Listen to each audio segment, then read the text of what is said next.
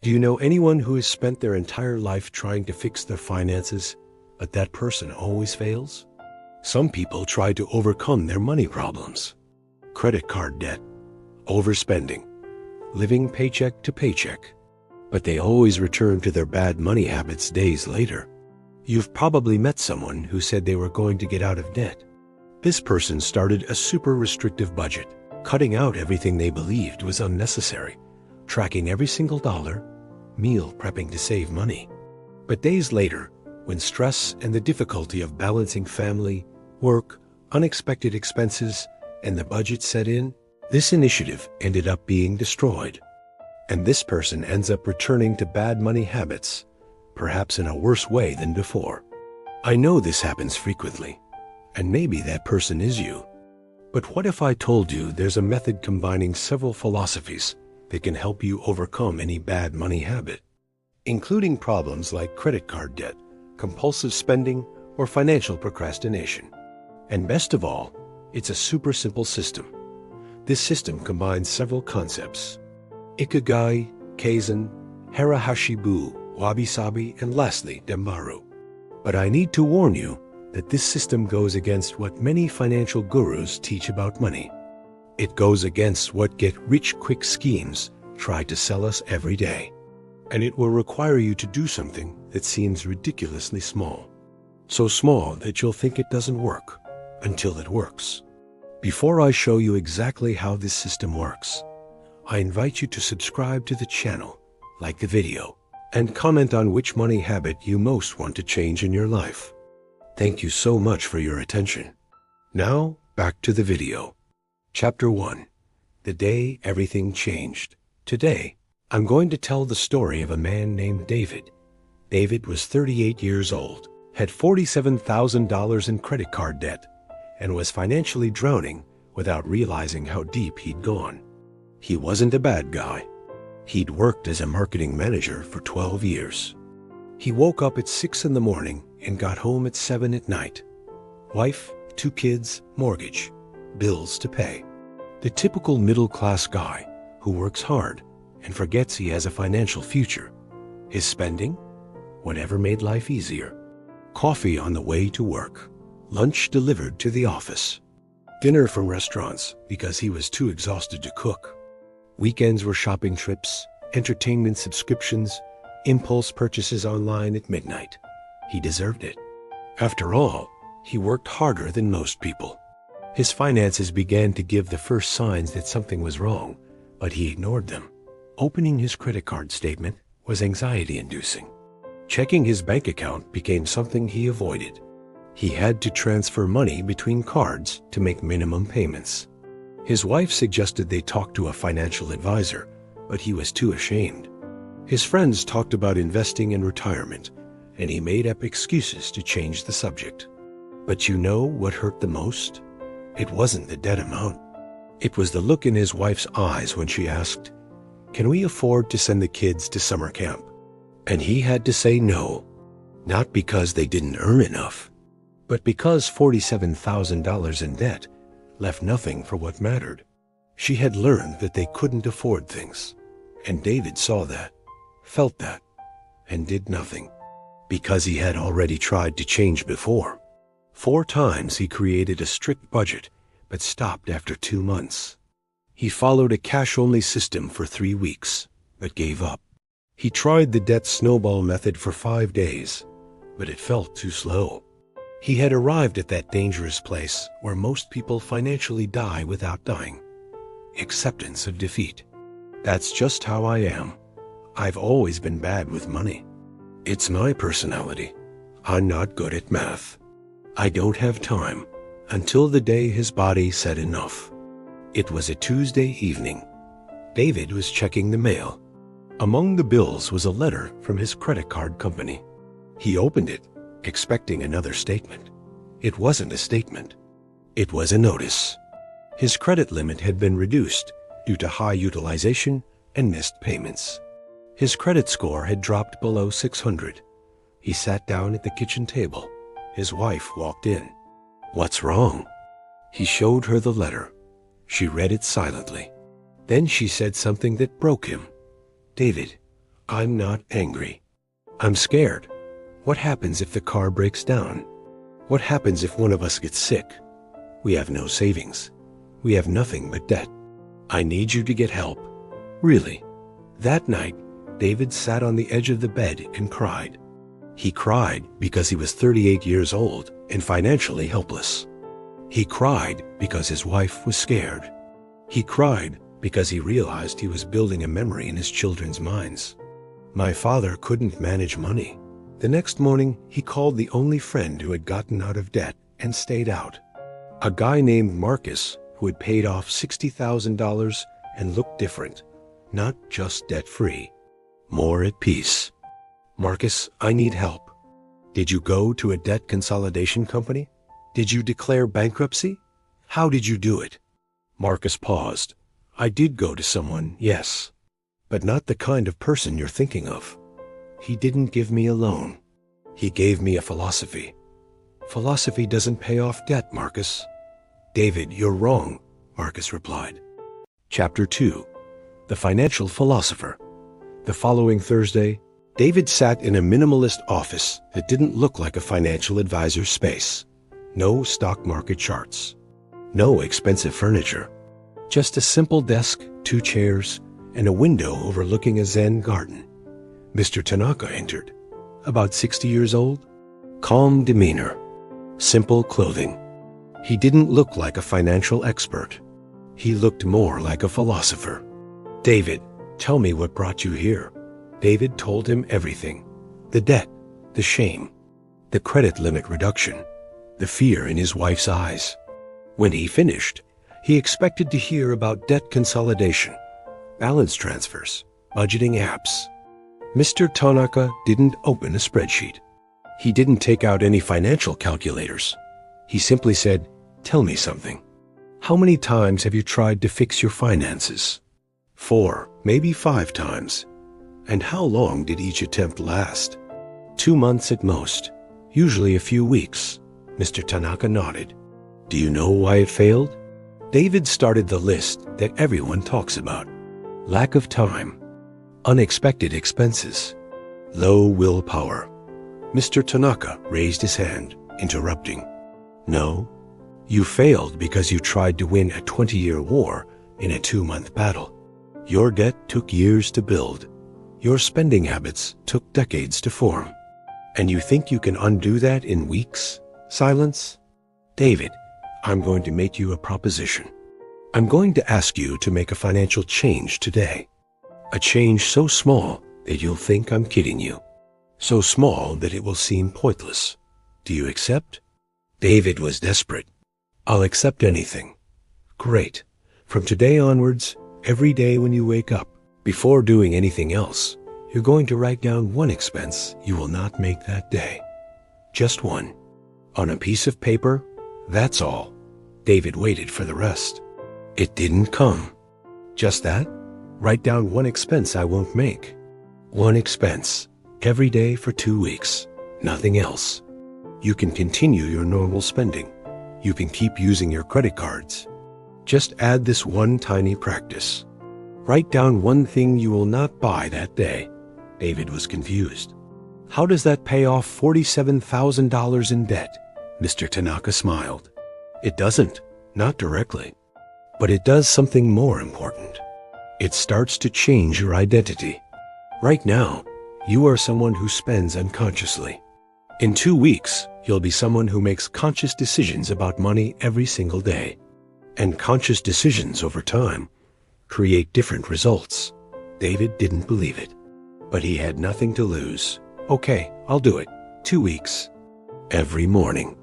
One expense you choose not to make. Then we'll talk again." Chapter 3. The First Steps, Day 1. David woke up. Before checking his phone, before coffee, he wrote on a piece of paper, "I will not buy coffee from Starbucks today." He made coffee at home. $5 saved. It felt insignificant. Day 2. "I will not order lunch delivery today." He packed leftovers. $12 saved. Still felt pointless. Day 3. "I will not buy that book on Amazon I was looking at." He resisted the one-click purchase. $18 not spent. By day 7, something strange happened. David started waking up thinking about what he would not buy. The practice was becoming automatic. Day 8. I will not buy a new shirt I don't need. Day 9. I will not get takeout dinner tonight. Day 10. I will not subscribe to another streaming service. On day 14, David returned to Mr. Tanaka's office. Did you do it? Mr. Tanaka asked. Every day. I wrote down one expense I didn't make. How do you feel? David paused. Different. I feel more in control. Like I'm making choices instead of just reacting. Mr. Tanaka nodded. That's Kaizen. Continuous small improvement. You didn't pay off your debt in 2 weeks, but you built something more valuable. A new habit. A new identity. Now, Mr. Tanaka continued, we add one more microscopic change. Every day, you'll write down one expense you won't make, and you'll put $1 into a jar. Physical cash. One single dollar? That's it? $1 a day? That's it. For 2 more weeks. David did it. Every morning. One expense written. $1 in the jar. After 2 weeks, he had $14 in the jar. Pathetic compared to $47,000 in debt. But when he returned to Mr. Tanaka, something had shifted. I have $14, David said. It's not much. It's not about the amount, Mr. Tanaka replied. It's about the proof. You now have physical evidence that you can save money. That jar proves you're not someone who can't save. You're someone who's building a savings habit. $1 at a time. Chapter 4. The Philosophy Explained. Over the next 6 months, Mr. Tanaka taught David the complete system. Layer by layer. Week by week. Always tiny changes. Month 1. Write down one expense not made. Save $1 daily. Month 2. Track one category of spending. Just one. For David, it was food. Month 3. Reduce that one category by 10%. Not 50%, not 30%. Just 10%. Month 4. Apply the same process to a second category. For David, entertainment. Month 5. Increase the daily savings to $2. Then $3. Then $5. Month 6. Start paying an extra $20 per month on the smallest debt. Just $20. Each change was microscopic. Each felt too small to matter. But Mr. Tanaka kept repeating the same philosophy. Ikigai gives you purpose. Why are you doing this? For your family. For financial peace. That's your why. Kaizen gives you method. Tiny improvements every single day. 1% better. That's all. Harahachi-bu gives you moderation. You don't need to cut everything. Just reduce by 10%. Sustainable forever. Wabi-sabi gives you compassion. You will fail. You will slip. You will buy something impulsively. That's okay. Perfection isn't the goal. Progress is. Gambaru gives you strength.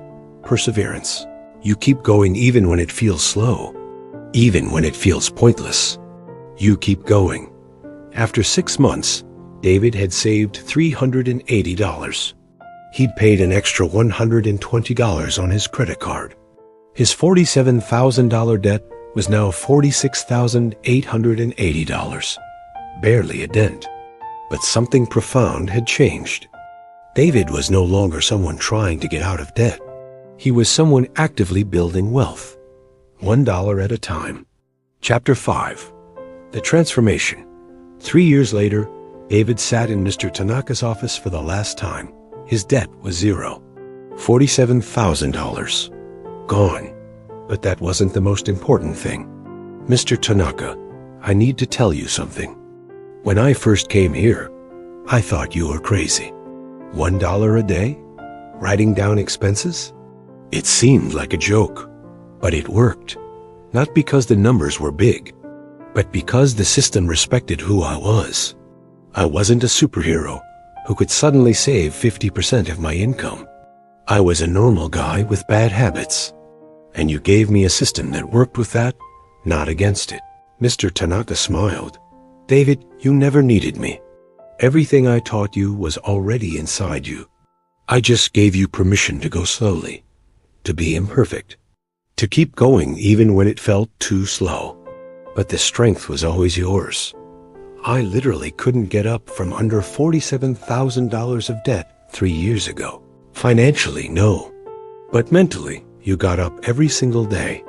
You went to work. You supported your family. You endured the shame, the fear, the stress. You always had Gambaru. You just didn't know you had it. That broke David. So all I needed was the right system? You needed a system that respected your humanity. A system that didn't demand you become perfect overnight. The Japanese philosophies I taught you aren't about being perfect. They're about being human and continuing every day without stopping. Chapter 6. The Legacy. There's a document in David's home office. A credit card statement from 3 years ago. $47,234. Minimum payment. $943 per month. Next to it, a photo. His savings account today. $28,000. Emergency fund fully funded. Retirement account growing. Kids' college fund started. His wife took that screenshot without him knowing. And when he saw it, he asked, "Why did you save this?" She replied, "Because this is the moment I've been waiting for. The moment you came back. Not physically, financially, emotionally. You came back." But do you know what the most important part of this whole story is? It's not that David paid off $47,000 in debt. It's not that he built a $28,000 emergency fund. It's not that he got a promotion at work because he was less stressed. His daughter, who is now 12 years old, recently told her friend at school, "My dad is the most disciplined person I know," because she grew up watching him write in his journal every morning, watching him put money in a jar every day, watching him stumble, slip, buy something impulsive, and get back up the next day. She grew up seeing that financial transformation isn't about motivation. It's about identity. And when she's 20, 30, 40 and life gets tough financially, she remember that her father proved that change is possible. One small choice at a time. One day at a time. Forever. This is the real legacy, not the paid-off debt, but the living proof that you can become who you want to be financially. You just need the patience to build that person one microscopic decision at a time. Chapter 7. The Challenge. Now let me ask you something. You've made it this far in the video. That means you're looking for something. Maybe it's paying off debt like David. Maybe it's stopping overspending. Maybe it's just the feeling that you're not living the financial life you should be living. You might be thinking, "This doesn't work for me. My situation is different. More complicated, more debt, less income." You're right. Your situation is different. But the system is the same. Because no matter what your bad money habit is, the problem is never a lack of information. You know you need to budget. You know you need to save. You know you need to stop impulse buying. You know all of this.